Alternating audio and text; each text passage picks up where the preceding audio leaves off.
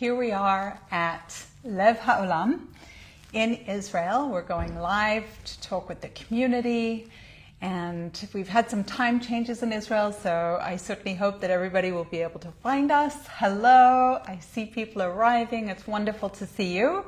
Of course, my name is Rivki, and for those of you that are new to our Israel Live broadcast, we're so happy that you are with us today. I am sitting right now in the office of the Lev Haolam creative director, that's Eyal, and he will be joining us, God willing, in a few minutes. While we're waiting for people to join, let me just catch you up on the happenings here. I had such a really what I feel like is so Israel moment last night. I was driving home from the office, and with our clock switched back now, it gets dark early. So I was driving, the roads were very busy. I'm leaving the office, driving through Judea, and I was rear-ended in the car. Somebody crashed into the back of my car. And you guys, I've never actually had a car accident before, so it was very sort of overwhelming. I was like, what is going on? Anyway, we pulled to the side of the road, and I got out of my car. And ladies who are on the live, you'll understand this. It's always a bit nerve-wracking when you're a woman on her own in the dark, and it's this kind of overwhelming situation.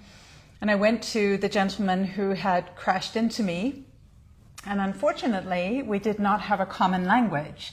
He didn't speak Hebrew or English, and I don't speak Arabic. So I thought, oh my gosh, what am I going to do? And I could feel my nerves rising even more and feeling even more anxious. And sure enough, a car pulled over filled with Israeli soldiers. And one of them got out the car and he walked towards me, and I could see that he was an officer. Anyway, he came up to me and started talking to me and was just so lovely. And it turns out, in true Israel style, not only was he a magnificent soldier, but he was a doctor. He spoke English, Hebrew, and Arabic.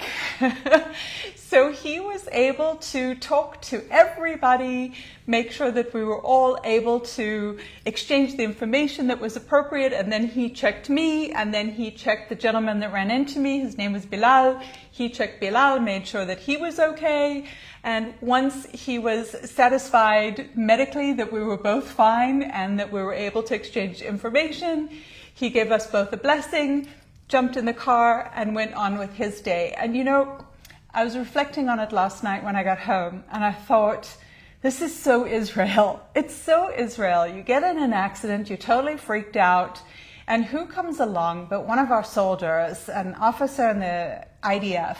So the IDF not only is out there, you know, defending Israel, but they're also there looking after the damsels in distress on the side of the road, and the gentlemen who don't speak Hebrew or English and need some help also when things happen. So this is Israel, and this is one of the things that makes me just love it so much. And I see Eyal, he's coming in the door right now, so I'm going to give him microphone, and I'm just thrilled to be able to have some time with him. I know you're looking forward to it as well. And as promised, I do have our surprise box that we shipped out in October.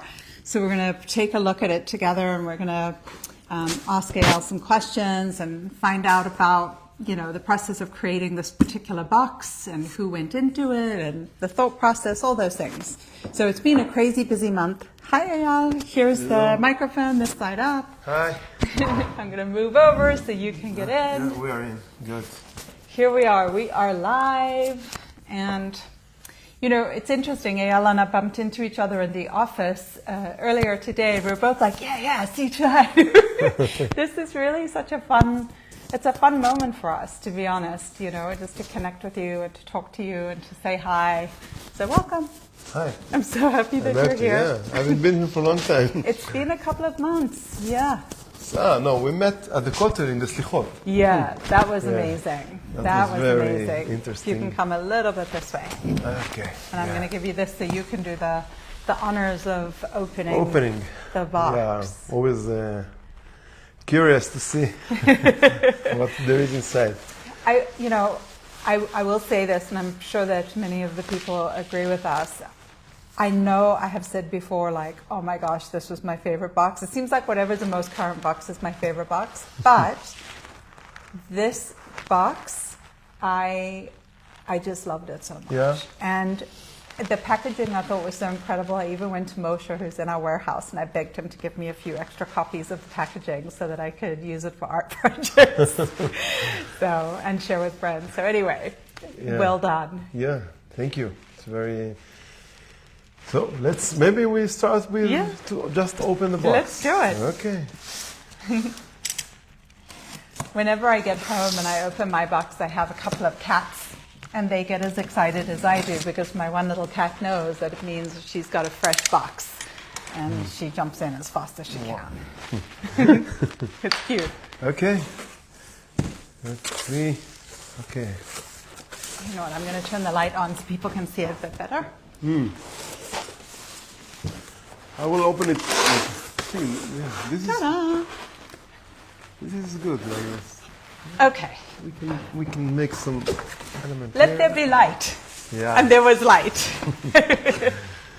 So here we say. Can you come just a little bit this way?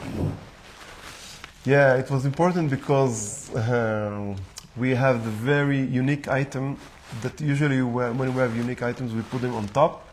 But this time we felt it's better to be on the bottom because we wanted the graphic work to give the present of the graphic work.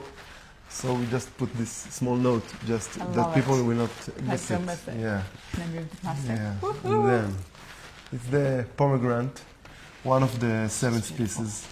Yeah, it's I call the pomegranate, it's like when the lion is the king of the animals. Yeah. So the pomegranate, I think it's the king of the fruits. I agree. It's so beautiful.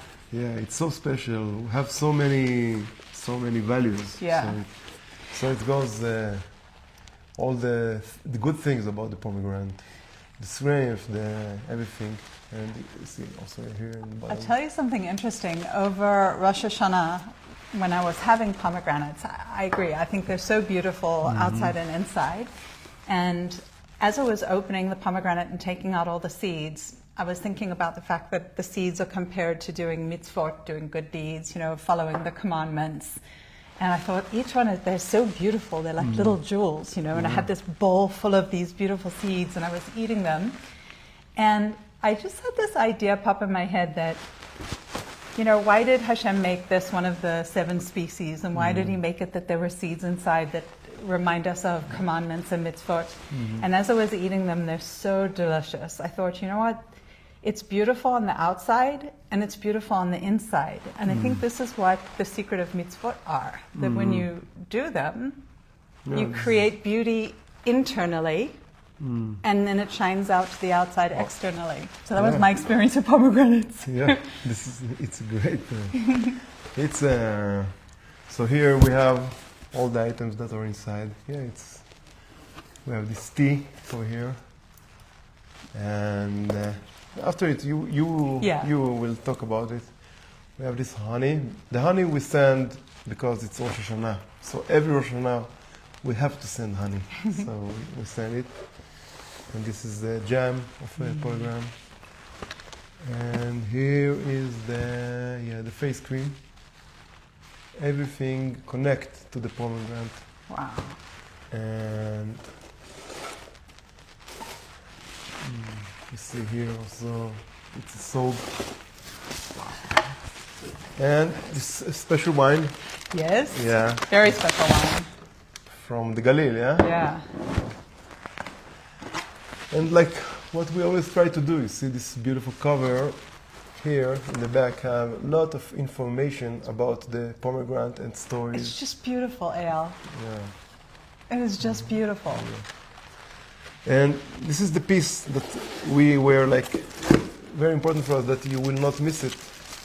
It's a work of art, some amazing lady from Batayim. It's incredible. And she did the basic one. Then in the factory we did all the because it's a lot. I have it up in my house already. I love it. Yeah, bless you. May you be blessed from Zion. Yeah, Like it's the gorgeous. famous. Yeah. So and we love it. Amazing. And like always, we have the magazine in the bottom. Yeah, it's like That's all perfect. yeah. So we can leave it here Yeah. like this. Then we can talk. Beautiful. Maybe Rivki, you want to speak about the items. It's many times because you Yeah. meet the producers in person. You know. I will Unique stories yeah, about be them. happy to tell you some stories. So I'm going to start off with the story of the honey.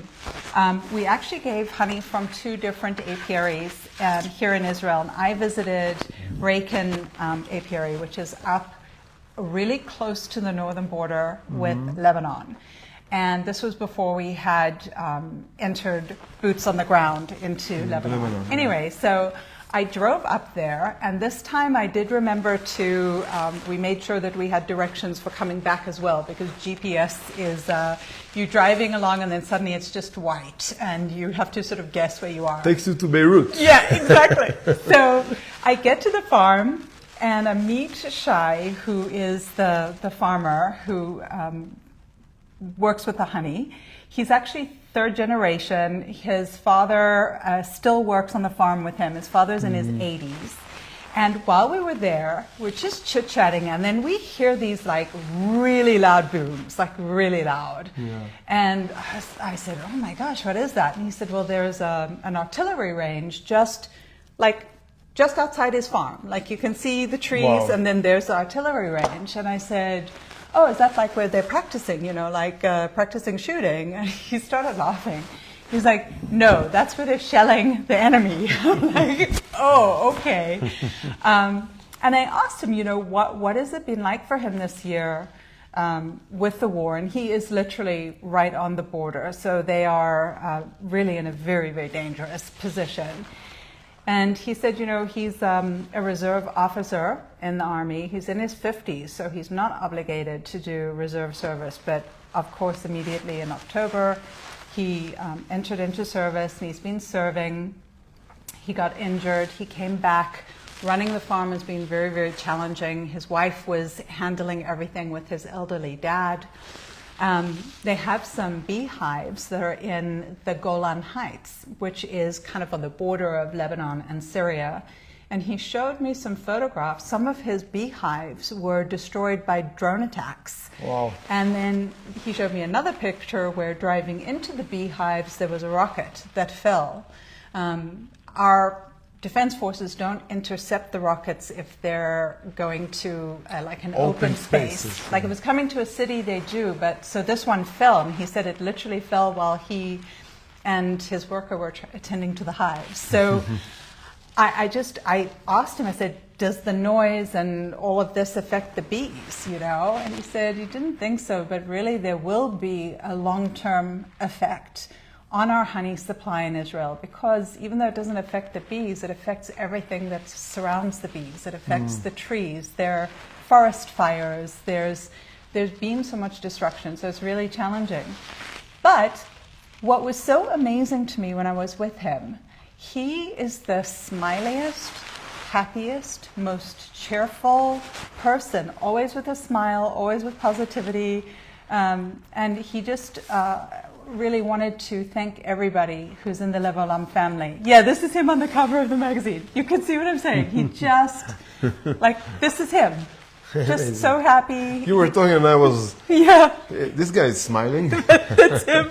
He has a dog who goes with him to work, beautiful dog. But he just is so grateful. He said that, because of the situation this year, were it not for the members of Lev Haolam who have a subscription with us, he's not sure that his farm would have made it through, into this next year. So really, you guys, you have a powerful effect on people's businesses. Also with the pomegranate wine, which by the way, wow, so good. Pomegranate dessert wine. This is from a vineyard also right on the border. In fact, we wanted to go and visit them, and we couldn't, because each time we tried to organize to get up there, the army had completely closed it off, that you could not enter at all. And in fact, the farm got turned into an army base. which they said they were so like, anything we can do, of course. So if the soldiers need to be here, they should be here. But it meant that their business was literally completely closed. All of the brothers are in reserve duty, so it was a massively challenging year. And it's still challenging. It's not finished being challenging for them. But again, it was one of those things that I really want you who are watching to understand what a difference you make. Like really, what a powerful difference you make to our producers. Even the soap. I know that many of you who've been with us for a while have received soap before from Shlomo Keshet. He has this business called Adva. His soap is unreal. It's so good. And he is just, when you meet him, he's a very gentle person. He's very quiet. Like as boisterous as Shai is, Shlomo is, he's chilled out, you know? He has spent 6 months in reserve duty. He's been away from his business, away from his family, in reserve duty, and also Shlomo's not, you know, he's not 20. Let's just say he's not the youngest guy. So, you know, you're helping people who legitimately, genuinely need it. And then the jam, the pomegranate jam, which of course comes from Kesema Midbar, which is in the southern border. It's on the Sinai Egyptian border. So you guys, this is, I think you just went to all these places Gaza, where people really were needing help, because they have been, it's been very difficult for them, not only just from a business perspective, but their community. It's been very difficult for the entire community, because friends and neighbors, and it's challenging. It's definitely, I can say, it's the inner heart of the box, is that we are looking for the right places to go there and to take from them, because it's like we have these two rules that we always look for: a very good story, and for special people, and for we have to have it like in a good quality. Otherwise we don't take it. So but I'm telling you, many times it comes together. These kind of people, they are like so like strong pioneers. It's in their nature to do things the best they can do. So like naturally their things are very, very good usually. So it goes together. Eyal, can you tell me a little bit about like this packaging? Honestly, I'm not exaggerating when I say that I was like I think I'm going bedazzled even by now it. I'm going to surprise you and our friends here.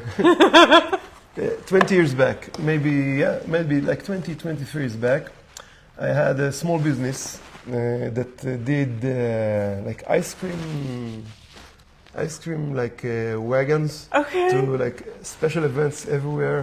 I love it. And it was the ice cream that I worked with. It was one of the best in Israel, called Iceberg ice cream, and we did the Iceberg outdoors business. And I looked for someone to build the brand of my business, and I found a very young graphic designer. Her name was Michal Sudai, and I met with her. And we have a very good meeting, and she really understood what I want, and she did a great job to me. And she was like in her beginning, she worked in her house. And during the year, she became like a very, very good office in Israel, doing like big brands. Wow. And she became very famous, and she published for other people. Like she was the designer of like great books, cooking books, photography books, and she became like a very good, and she became like a brand. Like Michal Sudai, it's a very good office, and it's one of the best. Yeah. And I said, like, for me now to take Lev Haolam and to ask Michal to lead, because we met like many years ago, and I told her, come on, let's start to do something, and we gave her this pomegranate project. And this is why I saw it also in the group that many people responded, and I was like, she's definitely very good. She has like a very good, like in the colors, the proportion, everything is like flowing. And it also for us, it was a nice adventure working with her, a nice experience. And this is the story behind the unique design of this. Like it's a personal story for me, going back to someone and we both Closing a developed. circle. Yeah, we developed in life, and we Wow. meet again now. Now, like Lev Haolam, it's much bigger, and also with her. And I will definitely like we really always looking for very talented graphic designers, but also we're looking for artists that can work in a round table. Yeah.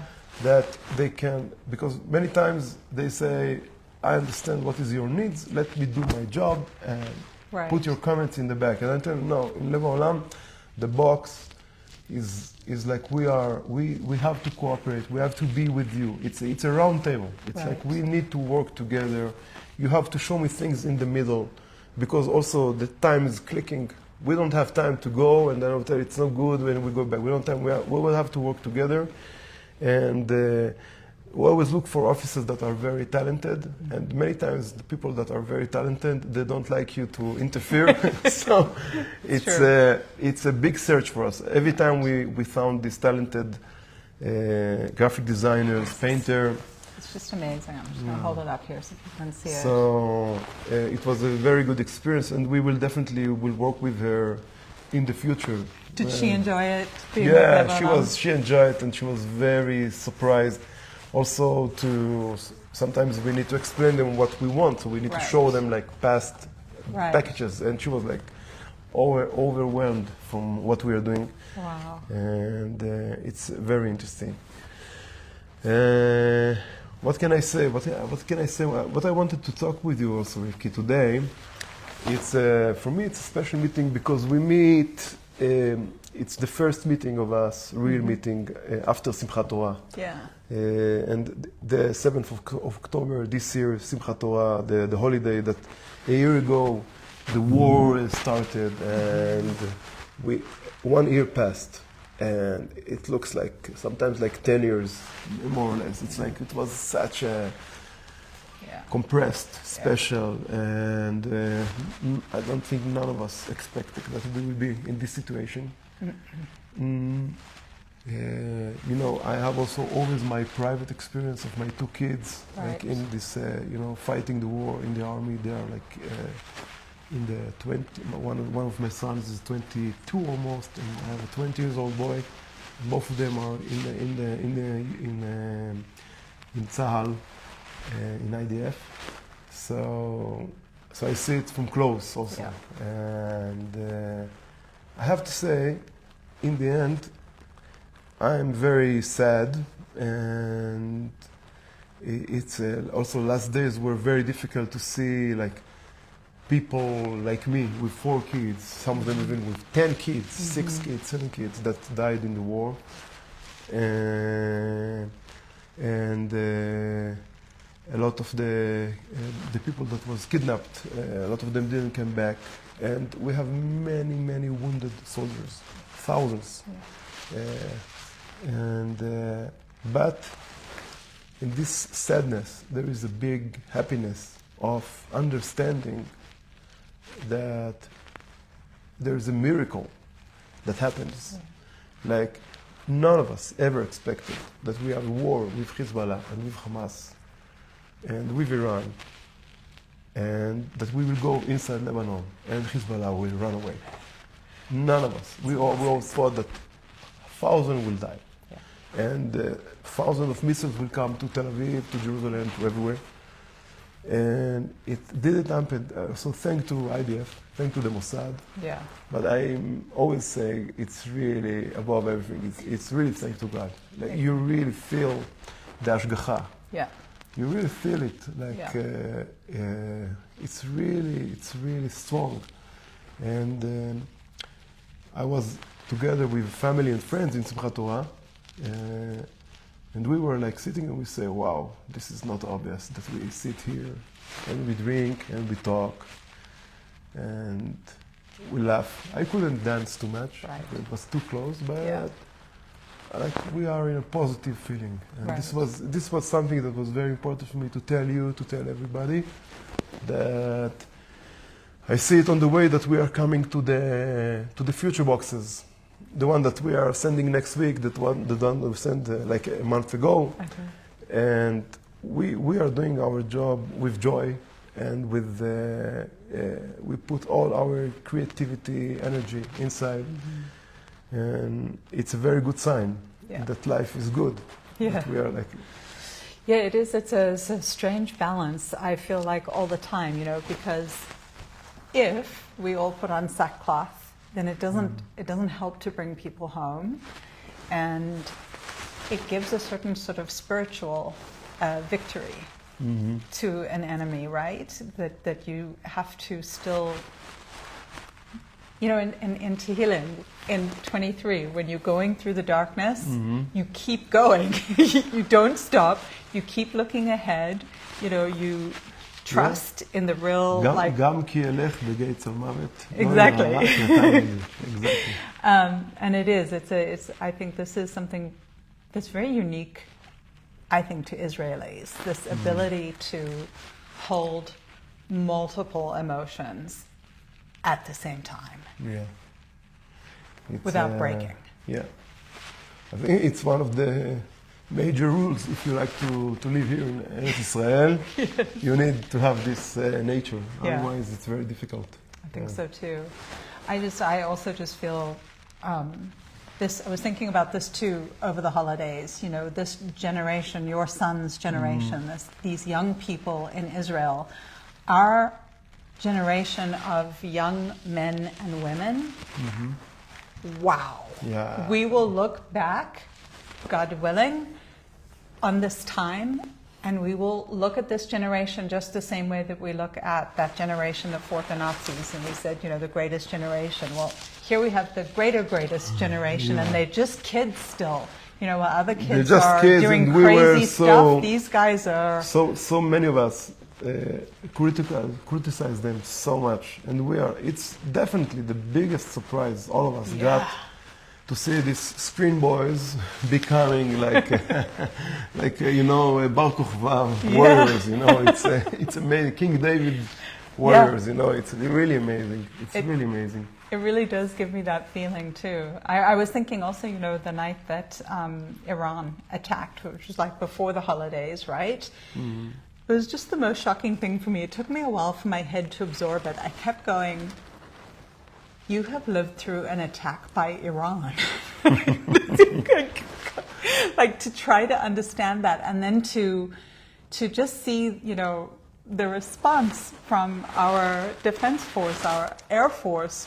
How magnificent. And the four ladies who were navigating, you know, to a country where women are subjugated and hidden and covered up and not allowed to live to their full potential. Israel, 4 women were leading the men. I did see something funny that said it was really a first in history because men actually asked for directions.